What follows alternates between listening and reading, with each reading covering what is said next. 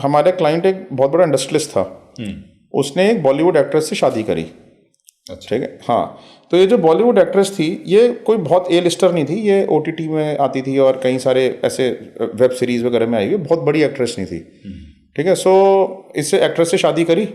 अब एक्ट्रेस से शादी करने के बाद वो कहता है, मेरे पास जब आया, कहता है नमन जी, जो मेरी वाइफ है ना, जब से हमारी शादी है हमारा कनेक्ट नहीं है, इमोशनल कनेक्ट नहीं है। ना ये कभी ये पूछते हैं मेरे ऑफिस में क्या हुआ, ना ये कभी ये पूछते हैं कि मेरी हेल्थ कैसी है, मेरे घर में क्या चल रहा है। ठीक है, इसको किसी चीज़ से मतलब ही नहीं है, मैंने खाना खाया नहीं खाया, ऐसा लगता है जैसे हम लिविंग अ डेड बॉडी। कहते लेकिन जब उसकी बात आती है ना, जब when we are in bed together, ठीक है, तो then she is very aggressive. ठीक है, और कहते हैं कि वो इतनी एग्रेसिव हो जाती है कि ऐसा लगता है कि जैसे she is really into it. और उस टाइम पे उसको ये नहीं होता, क्योंकि ऐसे में अगर एक्स्ट्रा मैरिटल होता है सेक्सुअल इंटीमेसी खत्म हो जाती है नॉर्मली लोगों में। लेकिन कहते हैं कि उस टाइम पे जो है ना, शी बिकम्स वेरी एग्रेसिव। और जैसे ही हम फिनिश करते हैं, she is again a dead body, जैसे कुछ हुआ ही ना हो हम दोनों के बीच में, जैसे we don't know each other. कहते हैं कि मतलब ऐसा लगता है जैसे इमोशनल बॉन्ड ही मिसिंग है हम दोनों के बीच में। कहते हैं कि आप ना इसके बारे में चेक करो कि क्या ऐसा क्यों रहा है, मतलब कोई एक्स्ट्रा मैरिटल अफेयर है, कुछ है क्या नहीं है, आप वो पता करो। अब हमने जो है वो उसके बारे में इन्वेस्टिगेशन करनी शुरू करी, कहीं तक उसको फॉलो किया, तो देखा कि कोई मूवमेंट नहीं है। जिम जाती है, जिम से आ जाती है, काम से आती है, काम से आ जाती है, कोई गलत मूवमेंट नहीं मिली, कुछ नहीं मिला। और हर तरीके चेक कर लिया तो हमें कोई एक्स्ट्रा मैरिटल अफेयर तो नहीं मिला उसका। तो हमने कहा कि लेकिन जो ये कर रही है, कोई ना कोई साइकोलॉजिकल रीज़न होगा, कोई साइकोलॉजिकल इलनेस होगी, क्या है इसका बैकग्राउंड चेक करते हैं। क्योंकि इसमें तो सर्वेलेंस के दौरान एक एक्स्ट्रा मैरिटल अफेयर तो नहीं है, ये तो हमें पता है 100%। लेकिन इसके बैकग्राउंड में क्या चीज़ें हैं हमें वो पता करनी है।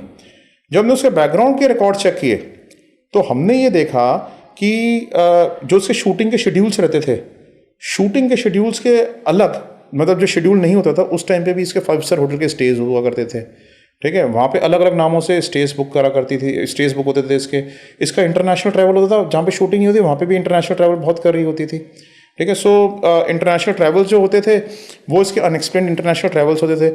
इसके पास पैसा बड़ा फ्लो करता था, and that money was not flowing in from the sources of shooting. मतलब जो पैसा जैसे 1 नंबर में फ्लो ना करके 2 नंबर में फ्लो कर रहा हो, कि इसका फ्लैम्बॉयंट लाइफस्टाइल था, एक्सपेंसिव गिफ्ट्स यूज़ किया करती थी।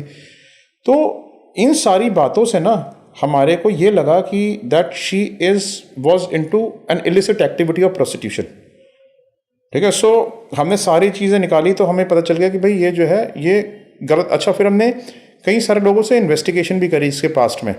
तो जो इसके स्पॉट बॉयज़ थे, जो दूसरे लोग थे, वो कहते थे कि ये मैडम जो है ना ज़रूर। अच्छा, एक और चीज़ थी उस केस में, उसमें क्या था कि एक इंटरनेशनल, हम जब इसकी डार्क वेब रिसर्च कर रहे थे, डार्क वेब रिसर्च के टाइम पे एक कोई इंटरनेशनल कंपेनियनशिप वेबसाइट थी।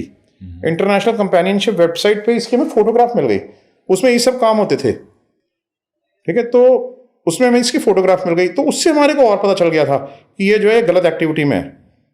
ये सारी चीज़ें हमने उसको ला के दी, जो हमारे क्लाइंट थे। उन सारी चीज़ों के बेस पे, ठीक है, कि होटल की बुकिंग्स के रिजल्ट्स आ गए, फ्लाइट की बुकिंग के रिजल्ट्स आ गए, वो फोटोग्राफ आ गई, उसने अपनी वाइफ को कन्फ्रंट कर लिया। जब वाइफ को कन्फ्रंट किया, ठीक है, तो उसने मुझे बताया, कहता है कि सर वो उन एविडेंस को देख के ना बिल्कुल भी नहीं हिली। वो मेरे से कहती है कि हाँ मैं थी, ठीक है, लेकिन मेरा पास्ट है, अब तो नहीं कर रही ना,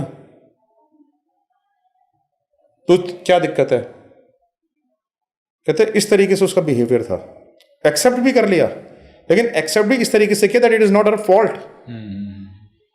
पहले बता देते भाई, पहले बता देते that you are into escort service.